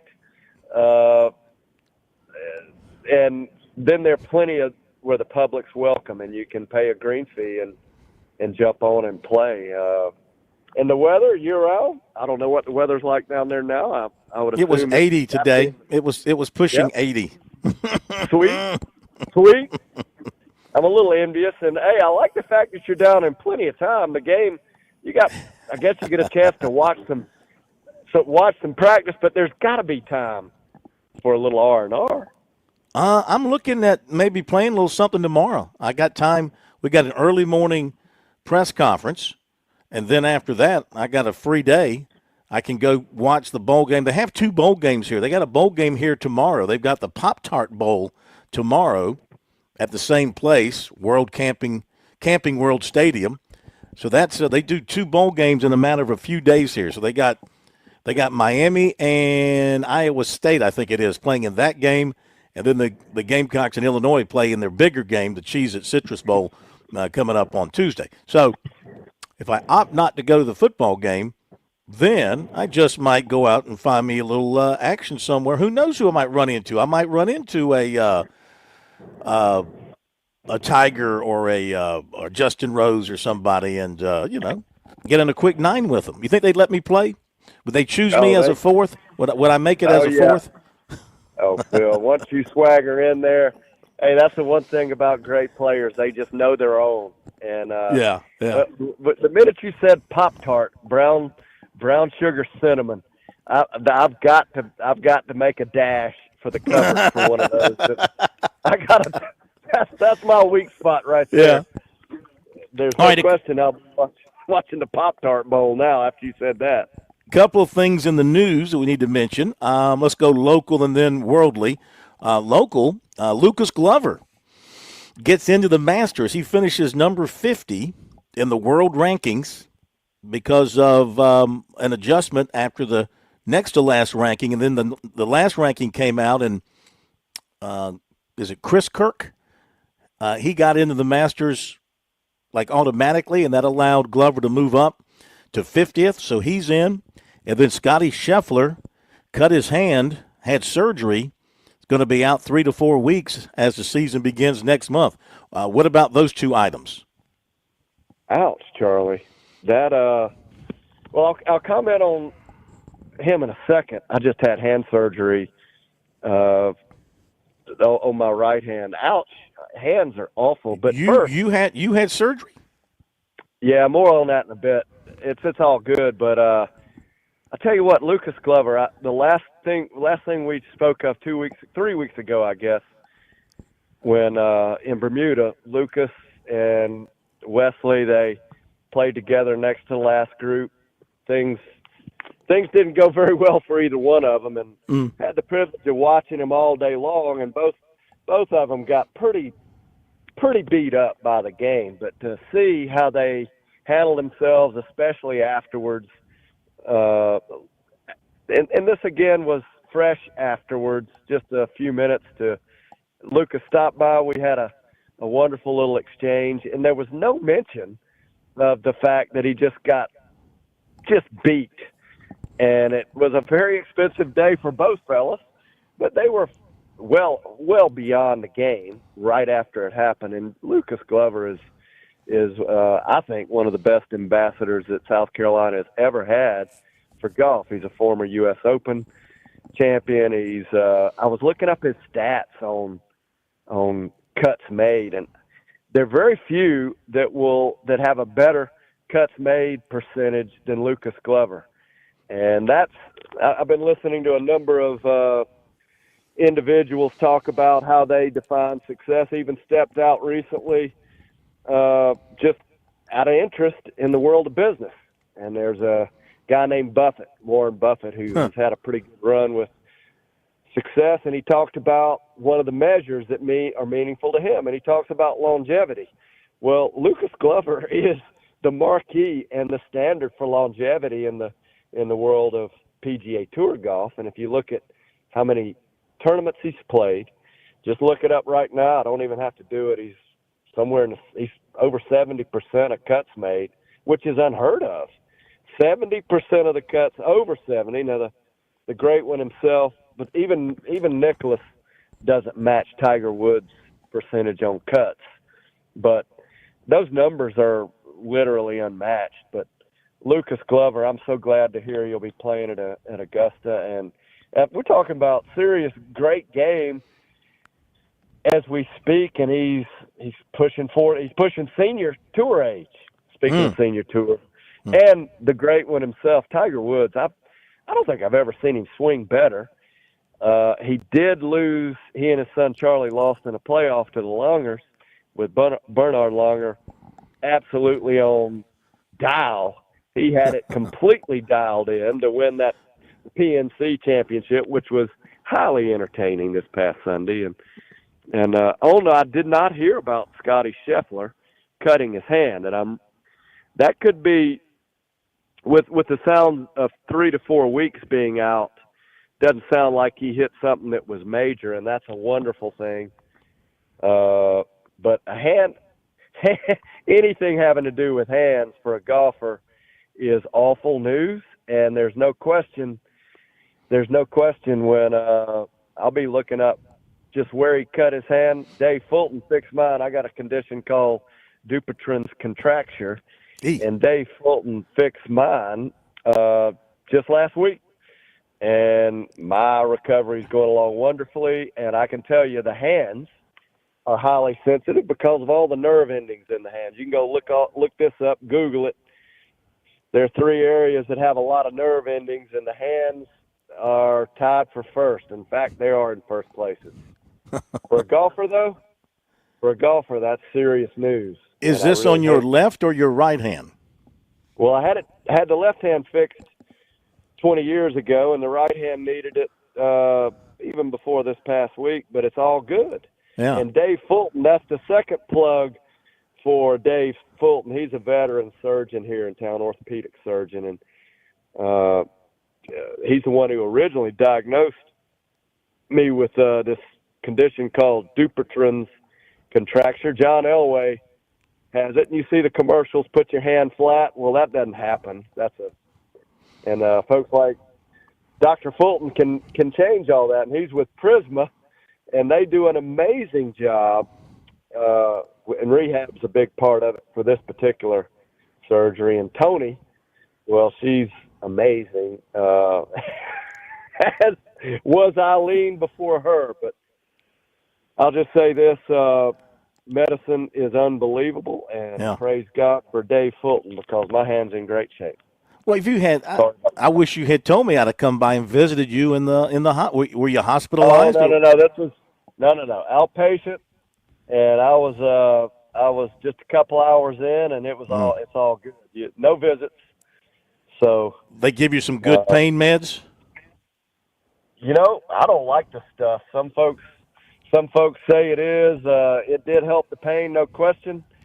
But I personally, that's not that didn't do it for me. It slowed me down too much. And I didn't sleep good. I hate them. I sleep good. I hate them too. So now here's the point. Now if I ever were going to get you on the golf course and get a W, now would be the time to get you out there, because you'd have to play one-handed. It better be quick, because I was out today watching, and I'm watching watching Wesley. I am stunned. I don't know what he's been doing, but he's got some left-handed game. He can turn his the best shot still that I've seen in recent history.